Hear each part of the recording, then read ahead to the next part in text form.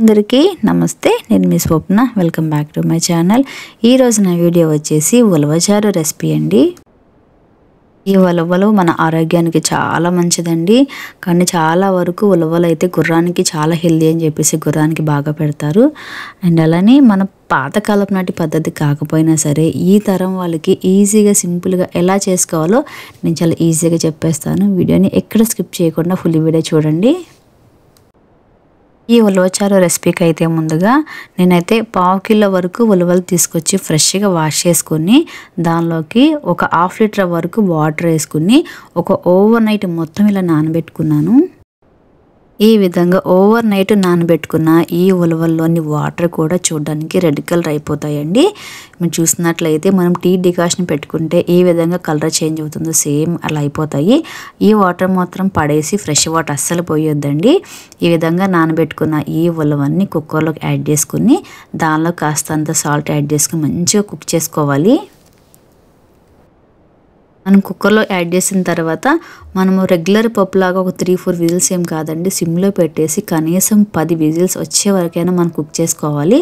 ఎందుకంటే మనకు పప్పు కన్నా మెయిన్ ఇంపార్టెంట్ దీనిలో వాటర్ అండి. ఆ వాటర్ మరిగి ఈ విధంగా డార్క్ కలర్ వచ్చేస్తాయి. ఆ టైం వరకు కుక్ చేసుకోవాలి. అందుకని హైలో పెట్టుకుండా సిమ్లో కానీ లేకపోతే మీడియం కానీ పెట్టుకొని కనీసము 10 విజిల్స్ వచ్చే వరకైనా కుక్ చేసుకుంటేనే దానిలో ఉన్న వాటర్ మొత్తం దిగి మంచి స్మెల్ కానీ ఆ కలర్ కానీ చాలా బాగుంటుంది.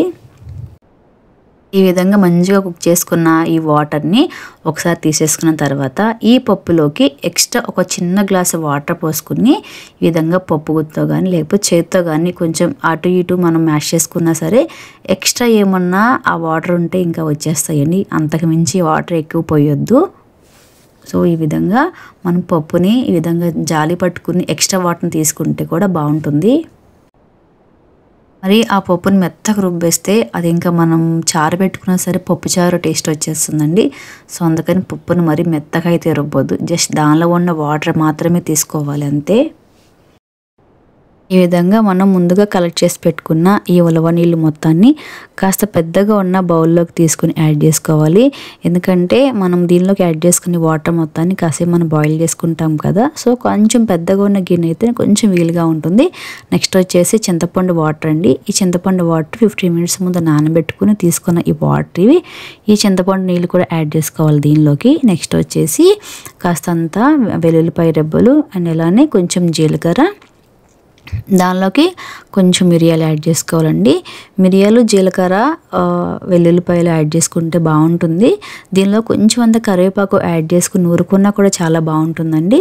ఈ విధంగా అంటే పౌడర్ పట్టే కన్నా ఈ విధంగా నూరుకుంటేనే మంచి ఇలా రా స్మెల్ వస్తుంది. దీనిలోకి 4-5 పచ్చిమిర్చి యాడ్ చేసుకోవాలి. కాస్తంత కారం యాడ్ చేసుకోవాలండి.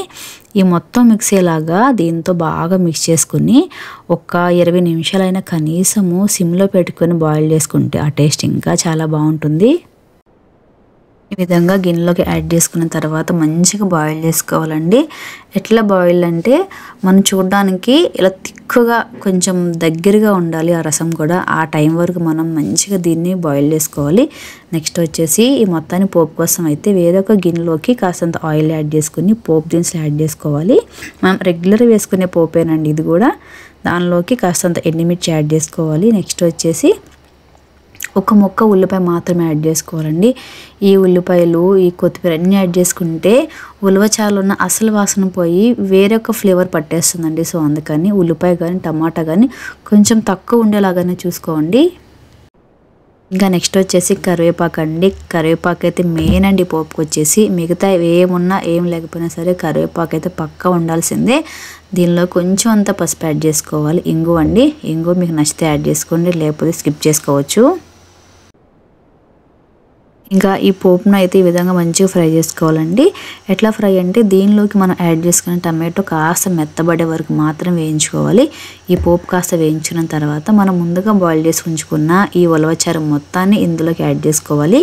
లాస్ట్ వచ్చేసి కొత్తిమీర అండి. కొత్తిమీర వేసుకుంటే ఫైనల్ ఇంకా అయిపోయినట్లే.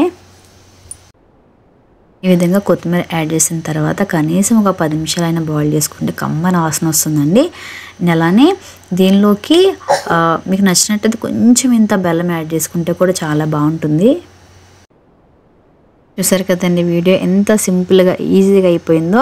మీకు కాస్త జలుబు ఉన్న వాళ్ళైతే ఈ రసంలోకి కాస్తంత మిరియాలు యాడ్ చేసుకుని ఒక గ్లాస్ తాగినా కూడా చాలా బాగుంటుందండి. అన్నంలోకి అయితే ఇంకా బాగుంటుంది.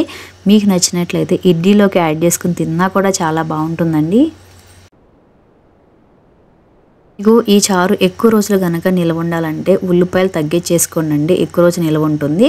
ఒకవేళ దీనిలోకి ఉల్లిపాయలు టమాటో ఏం లేకపోయినా జస్ట్ పోపేసుకున్నా కూడా ఒక 2-3 డేస్ అట్లా నిల్వ ఉంటుందండి.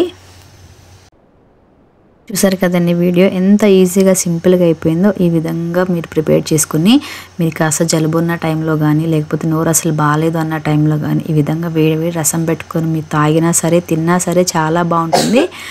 ఈ వీడియో కనుక మీకు నచ్చినట్లయితే ఒక లైక్ చేయండి. అలానే మరిన్ని వీడియోస్ కోసం నా ఛానల్ని సబ్స్క్రైబ్ చేసుకోండి. Thanks for the watching. Thank you.